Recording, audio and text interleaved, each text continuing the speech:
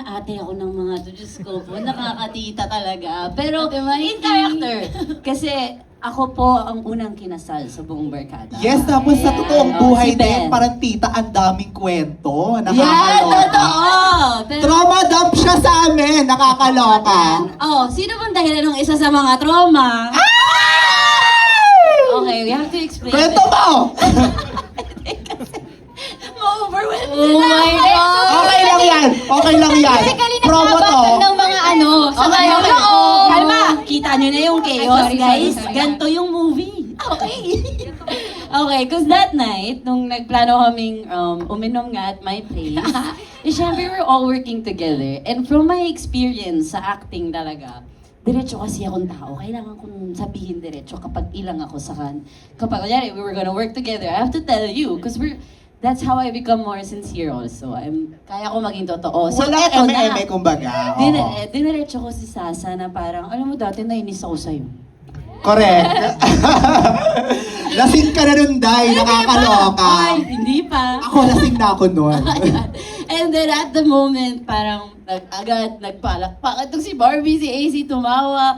And then I had to acknowledge lang na before it's not a secret naman na hate ako sa isang Dahil sa thesis, sabihin mo na, yung Diyos ko naman. yung thesis. Yung thesis. Di ba may issue kasi siya dati? Nung pandemic. Itong si Sasa, ginawa ng content. Oo, sinakyan ko. Sinakyan Eh, di naman niya. kami close Sabi kasi. ko, sino ba tong Oo. Sasa girl na to? Hindi kami close. Kung sakyan niya yung hate sa akin, parang, close pa tayo, te. Ganun talaga. Ganyan. Sabi ko, ganun talaga. Noong mga oras na yon medyo nangangailangan pa ako ng maraming clout. Oo. So, clean out, chase kita, girl. Pasensya na. Oo. And then, pero that's what made us close. So, talking about it that night, Sana nga hindi na lang kita kilinos eh. Ay, nagsisigaw. Ang annoying mo sa set, totoo lang. oh my God! Charot. Oy, magtira kayo para sa mga podcast natin. Okay, sige, meron sorry. pa, marami pa. Okay, Huwag lahat ulitin na natin yung mga chika. But really, dun nag-start lahat. So first of many hangouts na din yun at my place. And umabot na din kami sa labas. Hindi na oo. And yeah, and I think that really helped with our rapport on screen din. Kasi hindi na ako nahihiyang hawakan mukha nung mga to, like mag-adlibs in the middle of the scene. Nakatulong, di ba? Close na kami ngayon. Nakakainis. Pero yeah, yun po, isa pa lang yun sa mga kwento. Medyo malakas yung tension ng moment, pero winner naman, di ba? Okay, good ending.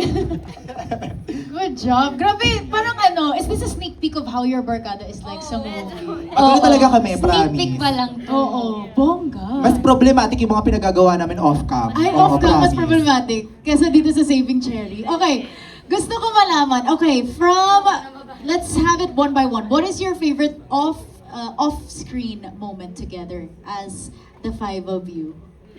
Anything you'd guys like to share? Pag nag-iinuman talaga kami. Kasi doon talaga lumalabas yung totoong mga ugali namin. Oh! Effective movie. Hindi kasi sobrang totoo namin makipag-usap sa isa't isa. And ino-open talaga namin nararamdaman namin sa isa't isa. And yun yung pinaka-paborito ko pagka vulnerable kami sa isa't isa. Ito sa mga favorite moment ko off-cam. Meron kaming kung nakita niyo sa trailer yung nagtatakbuhan kami na scene, syempre, nung tinitake namin yung pawis na kaming lahat. Syempre, retouch minsan, pero pawis na kami. So, ilang hours na kaming ganun. And then, yung natuyo na yung damit sa pawis, tapos napawisan ulit, tapos matutuyo ulit. Imagine that. Saya, no? Pero yung moment na yun, tinanong ko si Mika off-cam. Sabi ko, kadiri ba, Mika, pag di naligo tonight bago matulog? Tapos yung bigat nung sagot sa akin ni Mika, sabi niya, oo, yak! Oo! Yak! So, a good 10 minutes, we were all laughing. Pero totoo lang, dead ma ako sa'yo, Mika. Hindi ako naligo ng gabi. Ayun! One of my favorite moments, yun. Tsaka ngayon, nagsasorry muna kami kay Mika every after taping. tama. Pag hindi mo niligo. Di mo kami naligo. Speaking of di naligo, ang favorite ko pong Hindi, ang isa sa mga paborito ko talagang eksena namin pag pag off-cam, dahil yung chismis. Dahil ang dami naming chismis, ang dami naming tea. Pero I don't know, sige, baka mag-aas muna kami sa production kung may mga pwedeng ikwento. Pero ang tabayanan po sa mga promo week namin, marami po kami ibubulgar. Maraming i-mention na pangalan. Alam niyo na po yung hindi natin sasama sa mga podcast. Hoy! Gosh, thank you, Sasa. Okay, AC Barbie, favorite moment. Favorite moment? Siguro ako, there was one time sa taping na I was going through something and I was off, but I was trying my best to keep it in and not show it. But because of our connection, parang na-sense niyo agad eh. Na-sense nila, and my initial plan was to go home, finish work, be professional, go home and cry it out. But then they were like, no, let's all hang out. Let's just sit and talk. And I was there, and I was like, am I gonna tell them what I'm going through? And until eventually lumabas na siya, and umiyak kaming lahat. We were all crying together, and I was like, wow, I did not know this was where my night was gonna go, but it's one of my best memories ever during the movie. So yun po. Yeah. Grabe, parang may true friendship talaga that was formed. I've never been, Yes. I've never felt so safe on a movie set. Same. Or a set in general, just to feel so comfortable with everyone. Like, not even just the people here, with our staff, with our prod. Like, lahat po talaga pamilya, nag-enjoy kami doon. Tumatawa, maririnig mo si Direk, tumatawa habang nagsiscene. Or everyone's trying to keep it in and just holding it until mag-cut si Direk. It's like, we've created something so beautiful, and I hope it really resonates to you guys when you watch it. Yeah. Thank you so much, AC. Okay, last but not the least, Barbie, favorite moment. Go.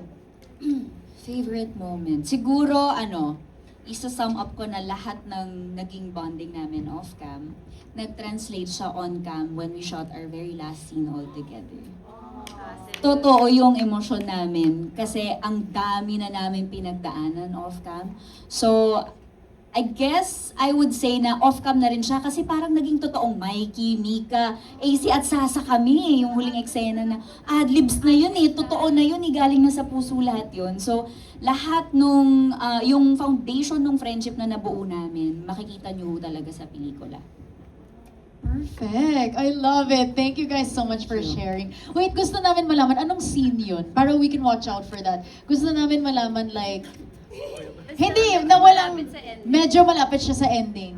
Okay, noted. Basta guys, medyo malapit sa ending, makikita na natin yung off-cam, chemistry Yun na yun. nila. Kami-kami na yun. Yes. Okay, very exciting. Again, out on September 2, 2026. Okay, ito naman, thank you so much girls for sharing. Okay, for Direk Ivan, this is for you. Okay, so of course, Direk, kanina mo pa sinasabi na this is like one of the best casts you've had. This is a dream cast. How was it like working with them? And were there some things na you discovered about them that you never thought you would? Isa, go po, Direk. Well, yeah, as I mentioned, I'm very proud of this cast. But more than anything, like at the end ng shoot, I became a fan of each and every one of them. Lagi kong sinasabi kapag nagkakwento ako, magagaling silang mga aktor, pero lagi akong nai-impress kapag mas mabuti silang tao. At nabigyan ako ng chance na makilala sila on a personal level, and mas nagiging fan kasi ako bilang tao at director na, kaya kang magaling kasi mabuti kang tao. And I've learned throughout the years na a good actor must be a good person. Like, you have to be a good human being, and itong mga kasama ko, mabubuting tao. Kaya din siguro maganda yung energy on set. Kahit mahihirap yung eksena, it feels easy lang, I believe, when on set. Ang mga surprises, I think, iba kasi yung comedy. Like for example, we know Sasa as magaling mag-comedy, pero ibang yung humor niya dito. Each and every Yes, one correct. of them, We agree. ibang-iba yung humor na hindi nakasanayan ng tao. Like for example, Mika, like the biggest surprise is may comedic timing siya. Like she knows. She knows how to punch her lines pagdating na pag sa kanya na yung punchline na hindi ko mo akalain. Alam mo, sabi ko nga sa kanya, mag-comedy ka ba? Like, she is a revelation. Even AC, May like, padating. Oh, like lako. even AC, like, may mga ad-libs siya na parang, okay yun na, parang, okay yun na. And with Mikey, like, meron na siyang comedy, papanood na natin siya sa Encantadia, sa Sangre, pero iba kasi yung role niya dito. Pwede ba reveal? Like, she plays a mom. Okay. She plays a young mom. So, sa kanilang limas, iba yung dynamics. Siya yung may anak,